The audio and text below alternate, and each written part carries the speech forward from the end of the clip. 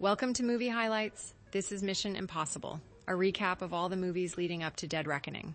Tom Cruise plays Ethan Hunt, an elite agent of the IMF. That's the Impossible Mission Force. Each mission begins with a secret message. Your mission, should you choose to accept it. And of course, the message always self-destructs. The IMF's signature gadget? Hyper-realistic masks, perfect for sneaking into high-stakes places. Ethan uses one at a fancy party to stop a thief from stealing the knock list, a file containing the identities of undercover agents. But the mission goes sideways. Ethan's boss, Jim, is killed, and suddenly Ethan's the prime suspect. It turns out this mission was a trap to catch a traitor, and since Ethan is the only one who made it out, he's blamed. Now disavowed, Ethan goes rogue to clear his name. He tracks down Max, an arms dealer who hired the real mole. She offers him a deal, steal the real knock list, and she'll help identify the traitor. Ethan assembles a new team of outcast agents, including computer expert Luther, who later becomes his closest ally. He also reconnects with Jim's wife, presumed dead but now very much alive. The two grow close as the mission heats up.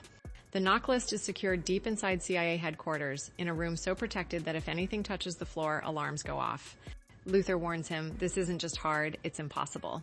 Cue the iconic scene. Ethan lowered on wires, inches from the ground. A rat walks by, a teammate sneezes. Tension rises, but Ethan pulls it off and gets the list. Then, surprise, Jim reappears, alive and suspicious. He confronts Ethan, who denies anything inappropriate with Jim's wife. The final showdown takes place on a speeding train. Ethan's about to hand the list to Max when Jim and his wife reveal their true colors, plotting to frame Ethan. But wait, the man she's talking to isn't Jim. It's Ethan in disguise. The masks work again. Jim tries to escape by helicopter, but Ethan isn't done. He leaps onto it, anchors it to the train, and in a tunnel uses explosive gum to blow it all sky high. Mission accomplished. The good guys win, Ethan clears his name, and the adventure continues. So the good guys get the list, Ethan clears his name, and the day is saved. Until Mission Impossible 2, where Ethan is famously freestyle rock climbing, and Tom Cruise has grown out a glorious mane of hair. Your mission, if you choose to accept it, save the world from the super disease chimera. This message will self-destruct. Ethan recruits a hot jewel thief, Naya, and these two immediately fall in love. But the reason he needs her for this mission, she used to date the bad guy. And he needs her to go back undercover to steal the disc with Chimera's location. The virus is held at the top of this building with all sorts of crazy security measures. Ethan, this mission is very difficult. Not just difficult, impossible. So Ethan jumps off a helicopter to rappel down through the roof. He starts to destroy the virus, but just then the bad guys show up.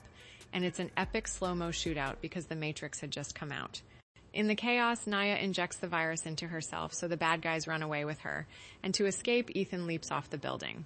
Ethan sneaks into the bad guy's lair where he has a fight with the bad guy's best bro. But Ethan loses, and instead of monologuing, the bad guy shoots him immediately. But turns out that's not Ethan. Yes, it's a mask. Bad guys fall for it every time. Ethan's escaping with the virus, so he and the bad guy have a completely insane motorcycle joust. Long story short, Ethan wins and proves that he has incredible hair. So the day is saved, they destroy the virus, cure Nia, and these two live happily ever after. Until Mission Impossible 3, where Ethan is married to a completely different woman, Julia. He's back to short hair this movie, and his wife doesn't know he's a secret agent. He's trying to live a normal life. His cover story is he works at the DMV, which is sufficiently boring. Nobody asks any follow-up questions. But one day, a new job comes in. Your mission, if you choose to accept it. Rescue an agent who is undercover with the bad guy, Philip Seymour Hoffman. This message will self-destruct. So Ethan busts in and rescues her, but on the way out, oh, I got a headache. Yes, he planted a bomb inside her brain, and oh, brain explosion. Now they need to capture the bad guy, and Ethan adds a new member to his core team, the funny computer guy, Benji. They bump the bad guy at a fancy party where Ethan's ready to replace him. They sneak him out through the sewers, and the bad guy is captured. But he has a mole in the IMF, and the convoy is attacked. Philip Seymour Hoffman's set free. Now he's kidnapped Ethan's wife to force him to do a job for him. So once again, Ethan Hunt has to go rogue to save his wife. He wants him to steal a super weapon called the Rabbit's Foot, which is being held at the top of a building with all sorts of crazy security measures. Ethan, this mission is very difficult, not just difficult, impossible, so Ethan jumps off another building to Tarzan swing across to the other. Long story short, it all works out, and Ethan gets the rabbit's foot. Ethan's gonna trade it for his wife, but to make sure it's the real rabbit's foot, the bad guy shoots her. No, but turns out that wasn't Julia. Yes, it's a mask. They fall for it every time. Ethan escapes and goes to rescue his real wife, but now what's this? It's a bad headache. Hey babe, sorry, I got a bomb in my brain. You gotta shock me to disarm it. She's like, you don't really work at the DMV, do you? And they live happily ever after, until Mission Impossible Ghost Protocol, where Ethan's wife was killed, but he's grown out glorious long hair again. Ethan gets back to work. Your mission if you choose to accept it. A bad guy named Cobalt has stolen some nuclear launch codes. You need to break into the Kremlin to discover his identity. This message will self-destruct. So Ethan sneaks into the Kremlin, but Cobalt's also breaking in right now, steals the nuclear briefcase. Then he tells everyone that Ethan is here before blowing up the Kremlin. Since it looks like Ethan blew up the Kremlin, the president invokes Ghost Protocol, where the entire IMF is disavowed and shut down. So once again, Ethan Hunt has to go rogue to save the world and clear his name. Ethan assembles his loyal team, including new one-off partner Hawkeye. Cobalt is trying to buy launch codes from a seller in Dubai. To hack the building, Benji needs access to the server room, so Ethan Spider-Man climbs up the windows. But his gloves break for the climb down, so Ethan has an excuse to jump off another building. So Ethan rolls up maskless and just hopes the seller doesn't know what he looks like. It's all going well until she sees Hawkeye's super spy contact lens, and it turns into a big fight. The real Cobalt is escaping, so Ethan's running after him. Yeah, Tom Cruise, get those steps in. Just then, a sandstorm blows in, so they have a zero visibility car chase where Boom ends in an epic crash, but Cobalt gets away unscathed. To stop Cobalt from launching a nuke, they need to break into another building with all sorts of crazy security measures. This time, it's Hawkeye who leaps on down, not with ropes, but with magnets. But they're too late. The bad guy launches a missile, hoping to start nuclear war. Ethan can disarm it if he gets the briefcase, so they have a fight in a car vending machine, where Ethan's got to drive the car down to the bottom and hits disarm just in time. Luther wasn't really in this movie, but he makes a cameo at the end to say, Ethan, that mission was very difficult. Ah, this guy's not getting it, is he? Anyway, the day is saved until Mission Impossible Rogue Nation, where Tom Cruise has decided to rock the long hair 2 movies in a row. Ethan is up to his usual stuff. This is the one where he hangs onto a plane. Your next mission, if you choose to accept it, is to hunt down the criminal organization, the Syndicate, led by the bad guy, Solomon Lane. But this was a trap for Ethan set by the Syndicate, and the message self-destructs with knockout gas. They're going to torture him for information, but the girl on their team gives him the sign that she's undercover. This woman is Ilsa, a British intelligence who secretly helps Ethan escape, but is going to stay behind to keep her cover. Ethan tries to warn the IMF, but Alec Baldwin is the new director of the CIA. He's like, look, Ethan Hunt goes rogue every single movie. I'm starting to think he's actually a bad guy. Which ironically now forces Ethan to go rogue to clear his name. So Ethan reassembles his team, including tracking down Ilsa. She knows about a file that can take down the Syndicate, only problem is stealing it will be impossible. Oh hey, this chick gets it. The building has a gate analysis machine, which I guess is impossible to fake. So Ethan has to jump into the underwater server room, no scuba tank, to put Benji's credentials in the system. So Benji got the disc, but oh, Ilsa betrays them. It turns into a crazy motorcycle chase that ends with a huge crash. But Ilsa's not a bad guy, it was just her job to recover the disc for the British government. Alec Baldwin meets with the British Prime Minister, who explains the Syndicate was originally a British operation that went rogue. So Ethan Hunt had nothing to do with it? No, I don't even know who that is. Good, because I'm Ethan Hunt in a mask. They fall for it every time. Turns out what's on the disc is the funding that was set aside for the Syndicate. They want to lure Solomon Lane into a trap, but he's one step ahead, strapped a bomb to Benji. But Ethan was one step ahead. He already destroyed the disc and memorized all the account numbers, so you need me alive. It turns into a big chase, Tom Cruise getting those steps in. Lane follows him into the sewers, but oh, it was a trap. I'm in a glass cage of emotion. So the IMF is reinstated, Ethan's name is cleared, and he and Ilsa begin a long-distance spy relationship. Until Mission Impossible Fallout. This movie, he's back to short hair, Cruise. And your new mission, if you choose to accept it, Solomon Lane's followers call themselves the Apostles, and they're led by the bad guy John Lark, who stole some plutonium and is trying to blow up the world. This message will self-destruct. Ethan intercepts the plutonium deal, but the Apostles were one step ahead, capture Luther.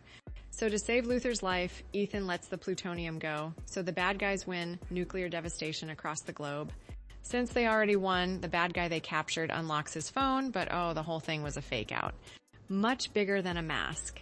Now they know that John Lark was going to buy the plutonium from an arms dealer called the White Widow, who turns out is the daughter of the arms dealer Max from Mission Impossible 1. Ethan assembles his team, including a new one-off superhero sidekick, Superman. Yeah, this is the one where Henry Cavill rocked a mustache. The deal's going down at a fancy French rave where they tag John Lark's wristband and follow him into the bathroom. But oh, this guy's a kung fu master, beats them both up. And it is the iconic scene where Henry Cavill reloads his fists. John Lark is still winning the fight, but they're saved by Ilsa. Unfortunately, she shot him in the face, so they can't make a mask. So once again, Ethan rolls up maskless and hopes the White Widow doesn't know what he looks like. But turns out John Lark wasn't paying with cash, he was paying with a favor, breaking out the Apostles' leader, Solomon Lane. To keep his cover, Ethan would have to kill a bunch of cops. So he changes the plan last minute and rams Lane's truck into the water, filling up quickly. But his team, Benji and Luther, are there to grab Lane and get to safety. But now Alec Baldwin is here to shut this mission down because he suspects that Ethan is the real John Lark. So Ethan Hunt, who has gone rogue to clear his name 6 movies in a row, goes rogue to clear his name. He's going to finish the deal to get the plutonium, leaves Henry Cavill here to guard Lane, but immediately he sets Lane free. Yes, Henry Cavill was the real John Lark, which he confesses to pretty explicitly. And turns out that's not the real Lane. Yes, it's a mask. Bad guys fall for it every time. But Lark has a backup plan, brings in his goons for a big shootout where he kills Alec Baldwin. Lark escapes and Ethan tries to run him down. Yeah, Tom Cruise getting those steps in. And of course, at the end, he leaps off another building. In the end, Lark and Lane escape, but the team tracks them to Central Asia. They're going to set off the nuke, not in a populated area, but in the freshwater source, contaminating it for the whole world. They planted the bomb at a medical camp, which seems strange until Ethan finds his dead wife, Julia. Yes, they faked her death so she could go live a normal life, where she joined Doctors Without Borders. So they find one nuclear bomb, but there's a second bomb that needs to be disarmed at the exact same time. And they can't disarm them until Ethan pulls the pin on the detonator, which Henry Cavill already flew off with. Ethan, this mission is straight up impossible. Not impossible, just pretty difficult. So Ethan Hunt leaps onto the second helicopter, rides it on up, and hijacks it. And it's an insane helicopter chase through the mountains. Eventually, Ethan rams him and they both crash.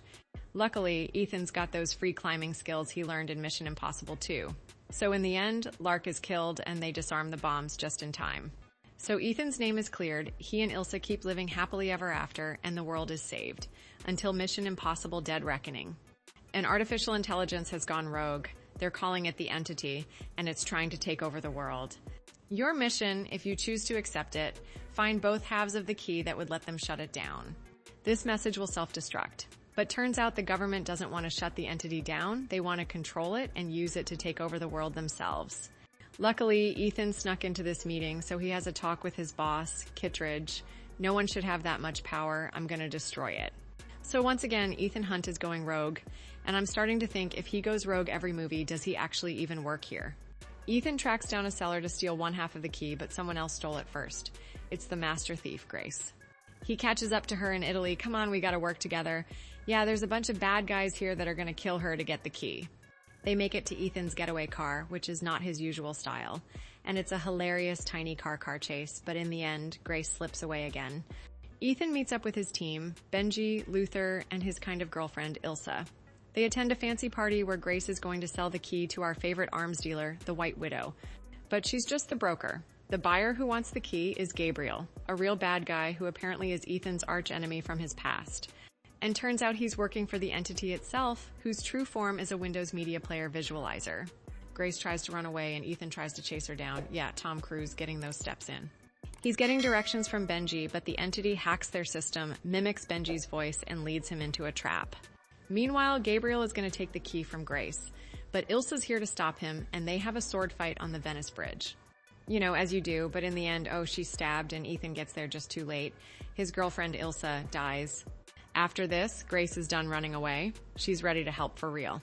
They give her a mask to impersonate the White Widow, who's selling the other half of the key on a moving train that Ethan has to jump onto, then parachute off of. Ethan, this mission is very difficult. Actually, that doesn't sound too hard. That's pretty standard stuff for me. Problem is, Gabriel's on the train and he puts it on full speed so it doesn't slow down for Ethan to jump on. Benji leads him to the next best spot, but it's way up on a mountain. Okay, yeah, now we're talking impossible. But Tom Cruise is ready for his biggest stunt yet. Forget jumping off a building, he motorcycles off a mountain. Boom, pulls the parachute, and busts into the train just in time. In the chaos, Gabriel got the key, so they go up top for a classic moving train roof fight. But Ethan can't kill him because now he's the only one who knows where the entity is, and that's his only chance of shutting it down. And the entity predicted all of this because right now he's got his getaway truck. But the entity didn't predict that Ethan stole the key back. But Gabriel planted bombs ahead, ready to blow the bridge. Ethan and Grace disconnect the locomotive, so the rest of the train is slowing to a stop. But it's not slowing fast enough. One by one, the cars are falling, and Ethan and Grace have an insane train car climbing situation. I'll jump in just in time. At the end, they're saved by Paris, Gabriel's former henchman, and she was in the meeting, tells Ethan where the entity is. A sunken submarine on the bottom of the ocean. And so the world is not saved. This impossible mission will continue in Mission Impossible Final Reckoning.